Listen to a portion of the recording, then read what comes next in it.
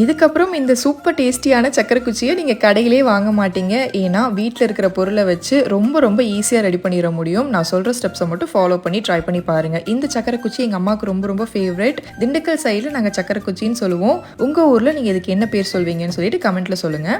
1 cup அளவுக்கு கடலை மாவு, 1/4 கப் அரிசி மாவு இந்த மாதிரி ஜல்லடையில் போட்டு ஜலிச்சுட்டு ஒரு பிஞ்ச் மட்டும் உப்பு சேர்த்துட்டு நல்லா மிக்ஸ் பண்ணிவிட்டு 2 டேபிள் ஸ்பூன் எண்ணெயை சூடு பண்ணி சேர்த்துக்கோங்க.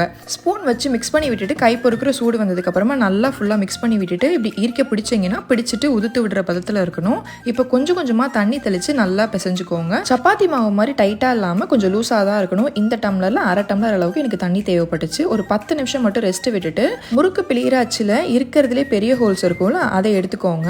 ஆயில் வச்சு கிரீஸ் பண்ணிவிட்டு உள்ள மாவை ஃபில் பண்ணிக்கோங்க. இது ஆக்சுவலாக ஈஸி மெத்தட். நீங்கள் கொழுக்கட்டைக்கு உருட்டுற மாதிரி கையிலேயே ஒன்றுனா உருட்டுறதுனால உருட்டிக்கலாம். எண்ணெய் காஞ்சதுக்கப்புறமா முறுக்கு பிழிகிற மாதிரி பிழிஞ்சிட்டு மீடியம் ஃப்ளேம்லேயே வச்சு கோல்டன் ப்ரௌன் ஆகிற வரைக்கும் பொரிச்சு எடுத்து தனியாக வச்சுக்கோங்க. இப்போ சக்கரை பாகு ரெடி பண்ணிடலாம். 1/4 கப் சர்க்கரைக்கு 1/4 கப்புக்கு கொஞ்சம் அதிகமாக தண்ணி சேர்த்துட்டு இதை கிளறி விட்டுட்டே இருங்க. இதுக்கு பதம் எப்படி செக் பண்ணோன்னா நல்லா சோப்பு நுற மாதிரி நல்லா நுரைச்சிட்டு வரும். தண்ணியில் இந்த மாதிரி ட்ராப் பண்ணி பார்த்தீங்கன்னா கையில் எடுத்து உருட்டுற பக்குவத்துக்கு இருக்கணும். இதுதான் கரெக்டான பக்குவம். இந்த ஸ்டேஜில் நம்ம ரெடி பண்ணி வச்சிருந்த சேவ் இது கூட சேர்த்துட்டு லோ ஃப்ளேம்லேயே வச்சு நல்லா கிளறி விட்டுட்டே இருந்தீங்க அப்படின்னா சர்க்கரையெல்லாம் கிறிஸ்டலைஸ் ஆகி இது ஃபுல்லாக கோட் ஆகி வந்துடும். ஆறுனதுக்கப்புறம் ஏர்டைட்டான கண்டெய்னரில் ஸ்டோர் பண்ணி 15 to 20 days வரைக்கும் யூஸ் பண்ணிக்கலாம். ட்ரை பண்ணி பாருங்கள்.